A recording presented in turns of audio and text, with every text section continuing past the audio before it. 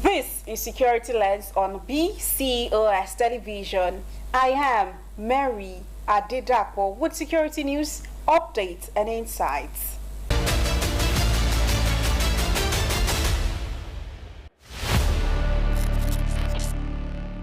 The federal government has filed a 13-count charge before the Federal High Court in Abuja against 6 individuals, including 2 retired senior military officers and a 7 police inspector, over an alleged plot to wage war against Nigeria and commit acts of terrorism. Also listed in the charge, but said to be at large, is a former Minister of State for Petroleum Resources, Timpaya Silva. The charge, filed by the Office of the Attorney General of the Federation and signed by the Director of Public Prosecutions, Rotimi Oyedepo SAN, accused the defendants of offences ranging from treason and terrorism to failure to disclose security intelligence and money laundering linked to terrorism financing.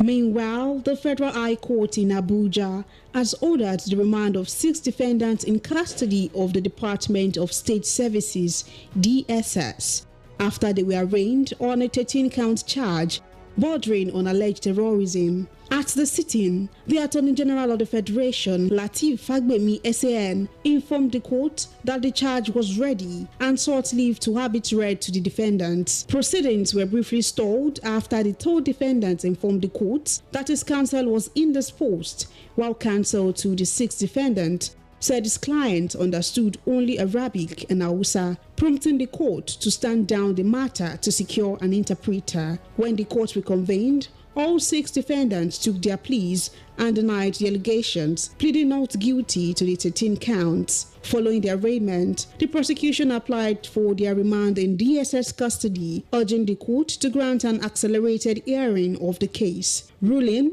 the trial judge ordered an accelerated hearing, directed that the defendant be remanded in the DSS custody with access to their lawyers, and adjourned the matter till April 27, 2026 for the commencement of trials.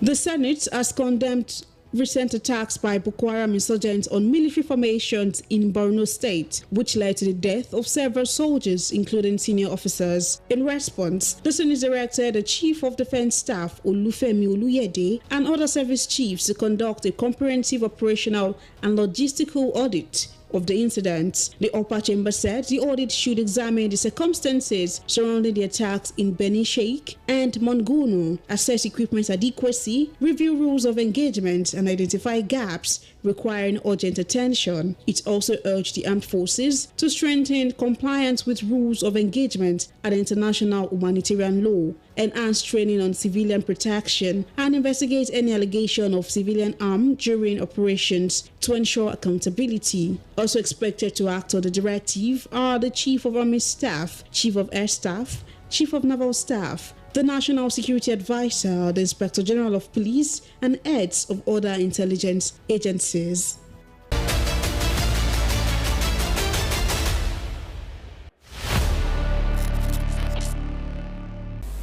Nigerian military has announced plans to reintegrate over 700 repentant terrorists who have undergone rehabilitation under Operation Safe Corridor. The program coordinator, Yusuf Ali, has made a statement that has garnered reactions from the public. In this analysis, Olamikosi Ishola assesses the steps taken by the federal government. His report.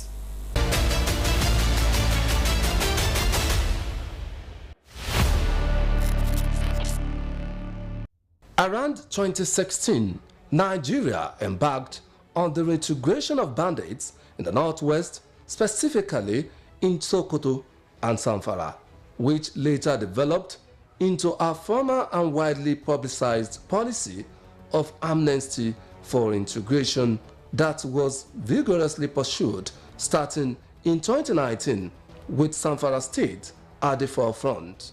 The initiative seeks to motivate bandits to lay down their arms in exchange for vocational training, although this approach has frequently been met with controversy and instances of rearming. At the Deradicalization, Rehabilitation and Reintegration Center in Gombe, coordinator of the program, Yusuf Ali, dismissed assertions during the facility tour clients were being recruited into military institutions. He emphasized that the primary focus remains on deradicalization and preparing individuals for peaceful reintegration into society. In reaction to this development, Dr. Gbemiga Bamidele, a communication scholar, and Elder Banji Ogundele, chairman of the League of Veteran Journalists of your state, emphasized that the integration of repentant bandits into society has never achieved any positive results. Honestly, I think it is a very wrong step, and it's a sort of promotion of, it's like we are progressing in illegality, erroneously, in impunity, and all sorts of negative things like that. But anyway, what do you expect from a society, a country that made a law? Somebody that did this must be killed. Somebody that does this is sentenced to death. And eventually you have so many people that have been sentenced to death more than 30 years ago. And the executive, they are just watching them. So my even boasting to the family of the victims that they killed, or did dastard act before they were sentenced to death, that they will come back. I think it is absolute nonsense. I see it as a travesty of justice. How can you say a bandit who has blood in his hand is now repentant, is now coming back to the society? Nobody does that. Why is the rule of law? Why is the rule of law? Why do we have laws then? If somebody has been caught killing other people and want to rehabilitate that person back to society, he can never repent. He will go again and do more. The respondents also identify a potential path forward. Let them face the law. How can you? You will reintegrate somebody who killed my brother into the society where I am. You will bring them back. So what do? We will now be doing work together. Anytime, each and every time I see him, I just feel like, revenging on him. So I think it should not be considered. Anybody who has sinned, let him face the penalty. If a cause are there, let them send them to the cause. And if they should be killed, then let them be killed. Reintegration efforts have been included providing funds and livelihood support for surrender, with the hope that economic opportunities will stop their return to crime. Olamiposi Ishola.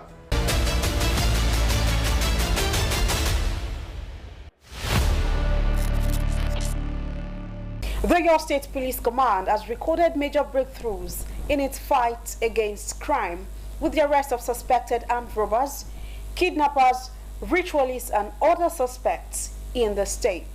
The Commissioner of Police, Abimbola Ayodeji Olugbenga, disclosed this during a maiden press briefing held at the command headquarters, Eleyele, Ibadan. Adebayo Abdurrafi was there. His reports.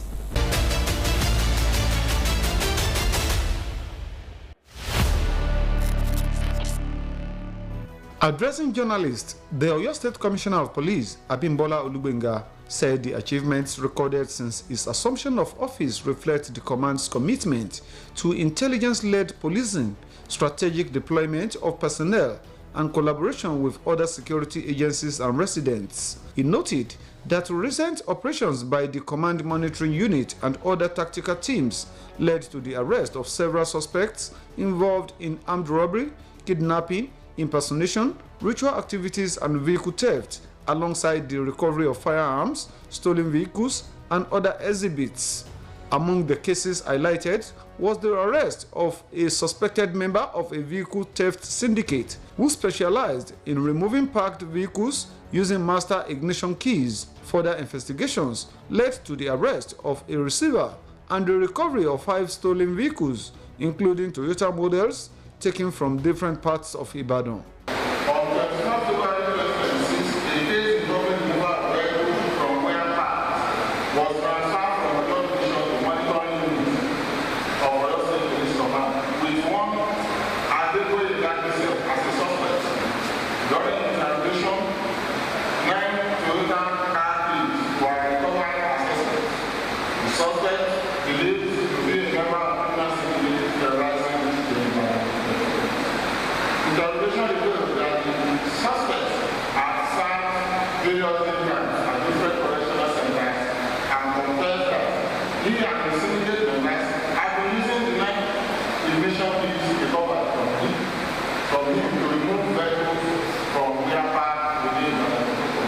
In another development, operatives arrested a suspected highway robber during a stop and search operation in Akobo area of Ibadan.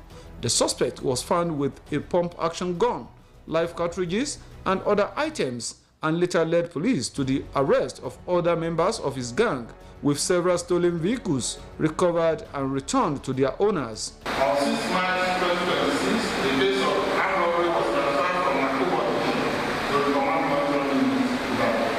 The investigation revealed that while the operatives were on stop and start duty at the community Akobo area, they accosted the society. Immediately, billions cited the police men in job of an attempted escape. That was apprehended after a long chase. The suspect, was arrested and 1 pump action, 6 live damages, 2 expected damages, phones, and other valuable items were found in his possession. Upon interrogation, the subject confessed to have been part of a series of armed robbery operations masterminded at different locations within Ibadan and several.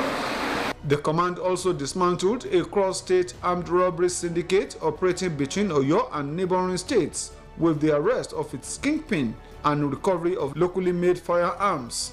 In Ogbomoso, police operatives responded swiftly to an attack on a commercial motorcyclist, arresting 2 suspects and recovering the stolen motorcycle. The suspects reportedly confessed to multiple similar operations targeting unsuspecting riders. The armed robbers who were now belong to attack the victim and his possession of his motorcycle, mobile phones, other valuables, immediately after the robbers left. The victim then raised alarm, which attracted officers of the command control unit who were on the routine patrol. The operatives gave the suspect the chase, leading to the arrest of 4 particular men and bill of that while the stolen motorcycle was recovered. In a separate operation, suspected ritualists were arrested in Ibadan. Following credible intelligence, items suspected to be human parts, along with ritual paraphernalia, were recovered, while investigations continued. Upon credible intelligence, one a suspected ritualist was arrested at Owerri, Sioya area. His confession led to the arrest of Alawi Latif, Abanishi Ochodo and Abbas, at different locations in Nigeria.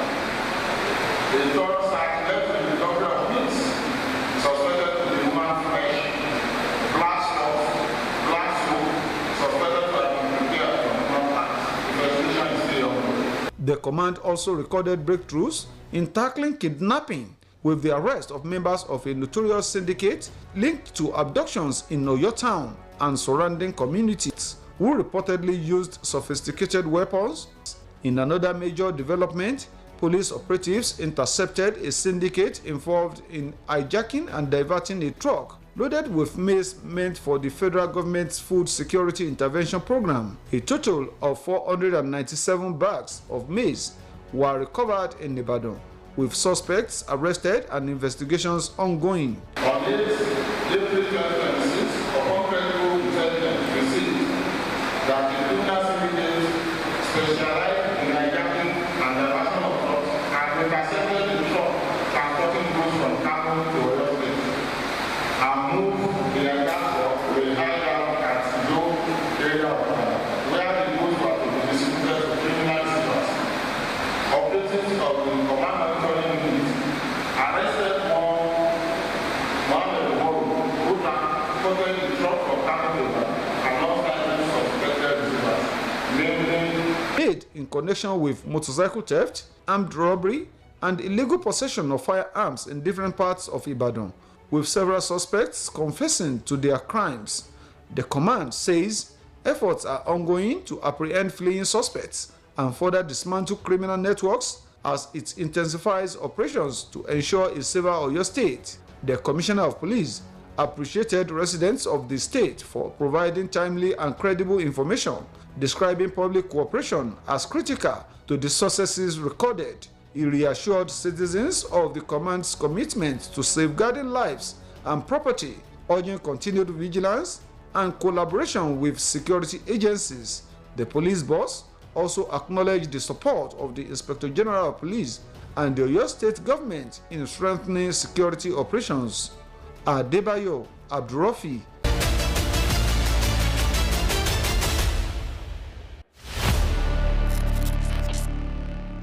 Accidents in homes, ranging from minor cuts to serious emergencies like burns and electric shocks, continue to pose risk to individuals, especially children.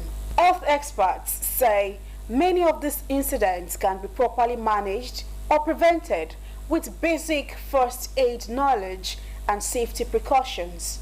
Abimbola Ashawa in the home, our reports.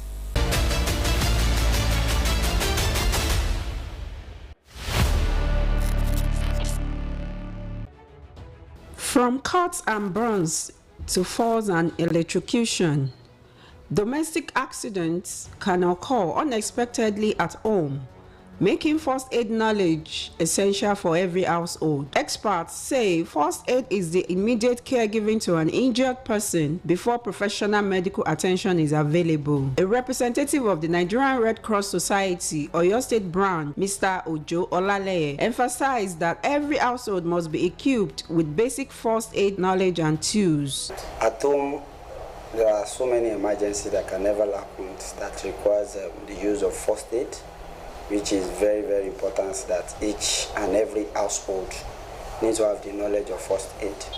Mr. Olaleye explained that in cases of cuts and bleeding, prayer should be applied immediately to stop blood flow, while the injured part can be braced slightly to reduce bleeding.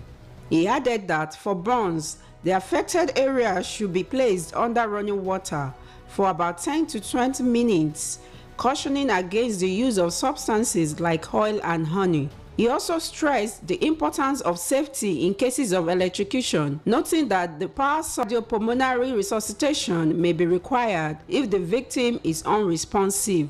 People that are having breathing difficulties, we are encouraged that we carry out CPR on them to make sure that they are alive. Now, if people are having bleeding, we encourage that we stop the blood from flowing out, because when you lose excessive blood, there is tendency of crossing abroad the bridge, that's that person dying. Mr. Olaleye further highlighted the importance of having a well-equipped first aid kit, which should contain antiseptics, bandages, gloves, and other essential materials. He advised that proper documentation of incidents, emphasized that combining first aid knowledge with safety precautions remains key to saving lives and creating a safer home environment.